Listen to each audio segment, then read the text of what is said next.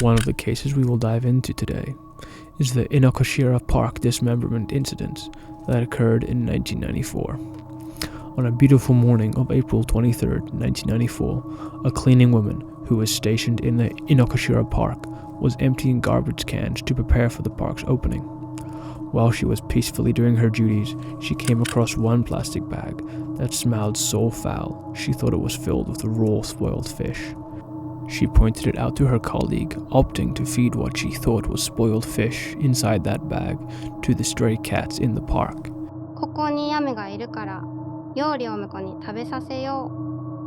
However, when she opened the bag, what she discovered was far beyond her expectations, something she never thought she would see in her lifetime. What that poor lady found inside the bag was something clearly resembling a human ankle. What's even worse is there looked to be more than one human body part there.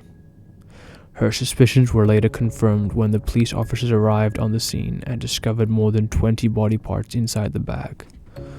What's interesting, but chilling at the same time, about this case was that all the body parts were carefully cut into a length of 20 centimeters and a width of 30 centimeters. They were also drained of blood and even washed beforehand. The body parts were determined to have been dismembered, most likely using an electric saw, with cuts horrifyingly inflicted while the victim was still alive. Due to the condition of the remains, pinpointing an exact cause of death was proven impossible. As with many psychopathic murders, certain things, or perhaps even parts, were notably absent from the scene. The police had a hard time uncovering who the victim was because there was no head, torso, or genitals present at the scene. Theories surrounding the case suggests that the missing parts were already unknowingly taken away by janitors the day before the body was discovered. Another thing that gave the police force a hard time was the fact that almost all the fingerprints of the victim had been scraped off, with the culprit only missing some that helped the investigation team identify who the unfortunate victim was. The victim of this inhumane case was found to be 35-year-old architect named Seiichi Kawamura. The architect was said to be living nearby the park and was last seen leaving a karaoke at around 11 p.m. on the night of April 21st. However, some unconfirmed eyewitnesses also stated that they saw someone who looked like Seiichi being beaten up by two men at a nearby department store. Another witness also reported that they saw two suspicious-looking men at 4 a.m. carrying plastic bags into the park. But the police noted there were no signs of beating or physical battery on the victim's body, which cancels out the eyewitness reports. There were also other theories surrounding this case, as it was found that Seiichi was a member of an unidentified religious organization in Tokyo. Many theorized that the organization Seiichi belonged to was responsible for the murder. However, there was never any significant evidence to back up this theory.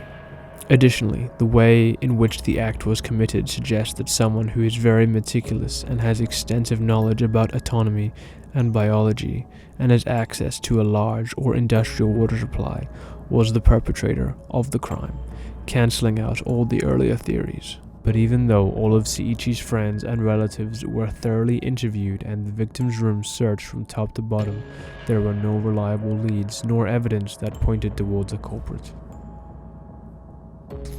One common theory, and the most plausible one, suggests that Seiichi had come across some conflict with an organized crime group or with the Yakuza, as they were the ones who have the capabilities and the capacity to commit such acts. Decades later, in 2015, a statement from someone who goes by the pseudonym K arose. In K's statement, he claimed that he was a businessman who closely resembled Seiichi, often being mistaken as him, and did business quite near to where the victim was residing at the time.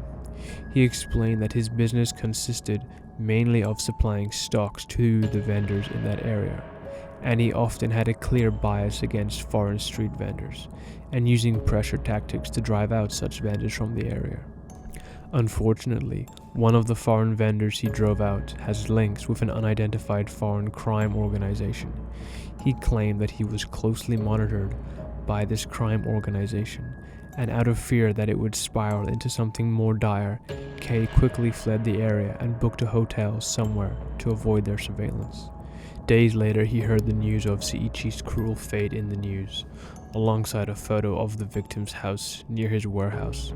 This led him to believe the victim was mistaken as him and was attacked due to that. Kay explained that he was afraid that if he came forward earlier, the crime organization would realize their mistakes and come after him again.